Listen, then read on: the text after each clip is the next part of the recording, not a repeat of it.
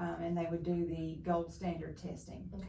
And I asked if she would get us this results back. Mhm. When she received it, she said absolutely she would. And I told her, I said, these people from Green Gate will share what they think we can do to help her. And we know that some of those things are gonna come back being things we already do. Right. But of course, if anything's further, we'll be able to use that doctor's report. Mhm. Diagnosis is there that we can use with special ed to go ahead and get her tested under other health impairments, because we obviously see there's a problem. Right. We've just gotta locate that. So we've done letters testing, and then from letters testing, we saw there was further need, so we did her spire test. Okay. And I had originally put her in level 1, but after doing dibbles with her, I decided we needed to move her back to Sound Sensible, so she is currently doing Sound Sensible. So that's the lowest spire Yes. group as well, Yes. which That's the lowest continues to spire tells us, that continually tells us something's going on. She only knew a few letters, like she didn't know all of them. And then, of course, dibbles, the letters are not in order. They're Right. random, they're uppercase, they're lowercase. Mhm. So she was having a hard time with that. And then we tried to do nonsense word fluency. She could get a few sounds, but not very many, and definitely could not blend a word together. Okay, Mom had talked to us about this hearing problem that she has too. Did you notice that as you were testing her? Not really. I didn't notice really any kind of hearing issue at all. Okay. Mom just said that the doctors are telling her she's had tubes twice, multiple ear infections, that she's got some scar tissue that's gonna keep her from having great hearing. However, she said when she sits in front of the television or whatever, Mom's noticed that she'll turn her left ear to that television. Have we done the hearing and eye test here? You know, I don't know that we have. I just have her permanent record, and Okay. just coming back in, I don't know that we have. We most definitely need to send that permission home, because that's a whole part of the PST process there. That's one of the first things that we need to get done. So we'll get her let me make that note here.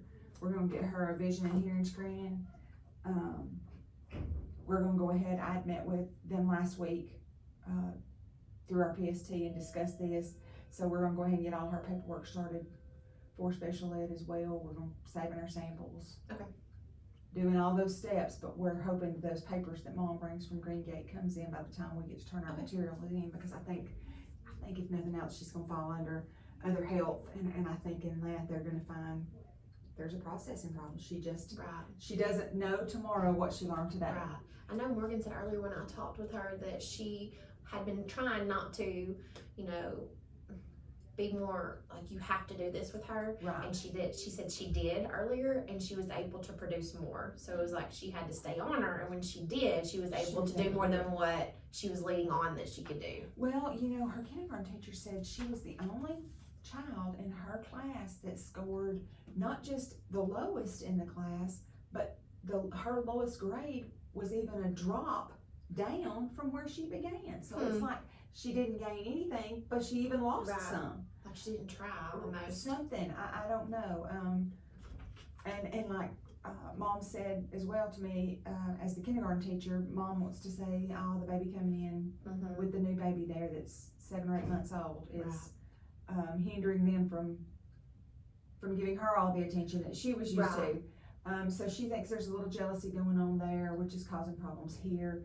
One of the other issues that Miss Kinnerman brought up to me is she's eating things like erasers, not just bite it off like some kids do and throw it across the room or what have you, but like chewing on it, swallowing it. And crayons. Yes.